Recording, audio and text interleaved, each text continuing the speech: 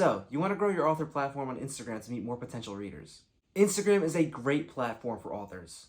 However, there are a lot of authors on Instagram. As a result, there's a lot of competition. And while I hate using the word, it is a competition because not everyone is going to get the following they want. However, unlike some of your competitors, you clicked on this video, so I'm going to help you out. Today I have 7 tips to help you grow your author platform on Instagram. Now, if you have a different type of Instagram account that's not for books or authors, these tips will still work for you, but the examples I'm using are specific for authors. Now, before we get started, I want to talk about one word that a lot of people fear when it comes to social media, and that is the algorithm. Today, we are not going to talk about the algorithm. Now, before you click off this video, let me tell you why. At the end of the day, the point of any algorithm in social media is to get the viewer to stay on as long as possible. And the way you do that is by feeding them the best possible content. So while the algorithm isn't perfect, the goal of it is to serve people the best possible content that will keep them on the platform the longest. So we're not going to work on hacks to trick the algorithm. Instead, we're going to work on creating the best possible content for the most possible viewers. See, when you put it like that, it sounds a lot less daunting. So now we're going to get into my 7 tips. My first tip for growing on Instagram as an author is niche down. Now, a lot of people like to ignore this tip, but it really is important. Remember when I talked about the algorithm wanting to serve people the best possible content? Well, one of the ways it does that is by noticing when someone likes one of your posts and then proceeding to send them more of your posts.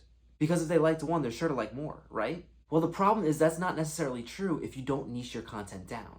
For example, say I make one post about my dog, one post about my book, and one post about my car. The person who liked the picture of my dog might not be interested in the picture of my car. And as a result, if you don't niche down, you're gonna confuse the algorithm.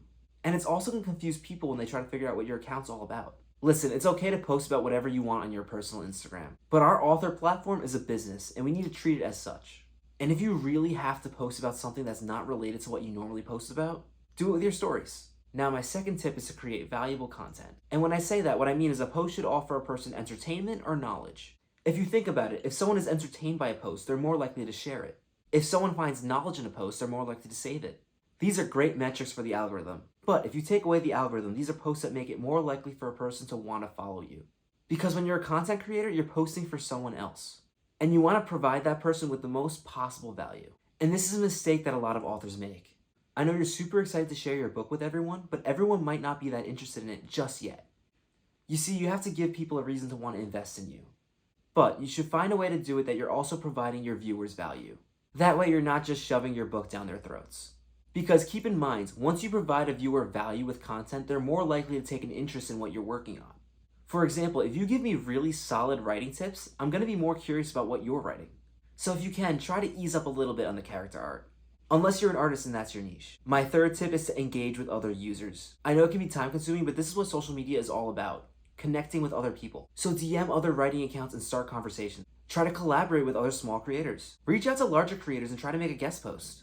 And most importantly, respond to all the comments on your post if you can. Look, I get it. I have 37,000 followers on Instagram. It is very hard for me to respond to every single comment. But I try to respond to as many as I can because that's important and it also builds relationships with other accounts. And honestly, a lot of times they give me a good idea of what I should be posting more of. One of the coolest parts of running a writing account is your followers are really creative people. And they have really creative ideas. My fourth tip is to post consistently. And notice when I said consistently, I didn't say every single day. Look, personally, I post writing memes every single day on my account. It's my thing. I don't expect you to be able to do the same, at least not at the start. However, what I do expect you to do is to find a consistent schedule and stick to it. My advice would be at the minimum to try to post 3 times a week. This will give the Instagram algorithm more of a sample size when it comes to what you're posting about. And also, the more you post, the better you get at posting.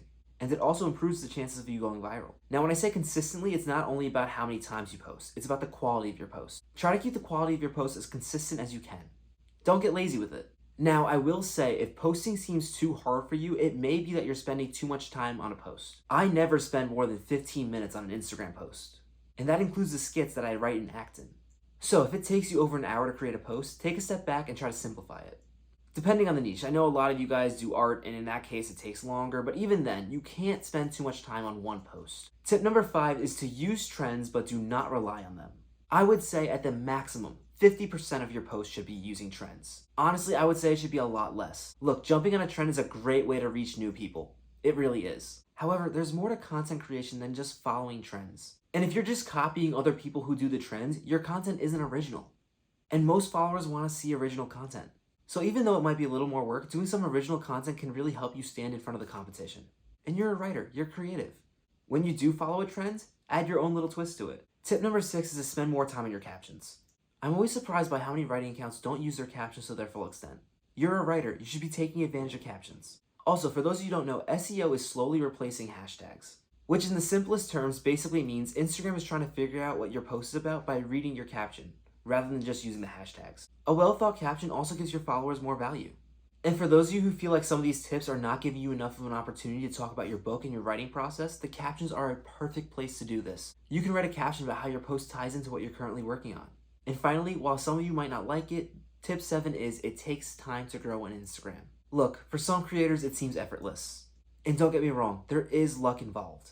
But at the end of the day, I think the concept of going viral is a little bit overrated. And in a lot of ways, unless you're an expert, it's out of your control.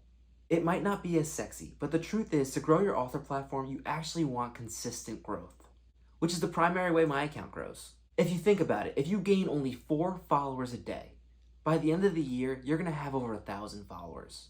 The followers that you gradually gain over time are the ones that you build better connections with. And as a result, they're the ones that are more likely to buy your book, not the ones that found your trending video funny. Those are my 7 tips for growing on Instagram. One final point I wanna leave you at is to have fun with this. Social media is supposed to be fun. I truly think one of the biggest reasons Memes for Writers is so successful on Instagram is because I love running it. Logging on and making new posts for you guys genuinely makes me excited. And that excitement goes a long way when it comes to attracting new followers. I don't like to use the word guarantee, but if you follow these tips, I'm almost sure that you will gain more of a following on Instagram, even if the results are gradual. Remember, if social media was easy, everyone would have 1 million followers. After watching this video, if you have any more questions about growing an author Instagram account, be sure to leave it in the comments. And if you want to get a head start, leave your Instagram handle there too. If you enjoyed this video, please be sure to give it a like. It really helps me with the YouTube algorithm, which I'm still trying to master at this point. And if you don't already, be sure to subscribe for more videos like this.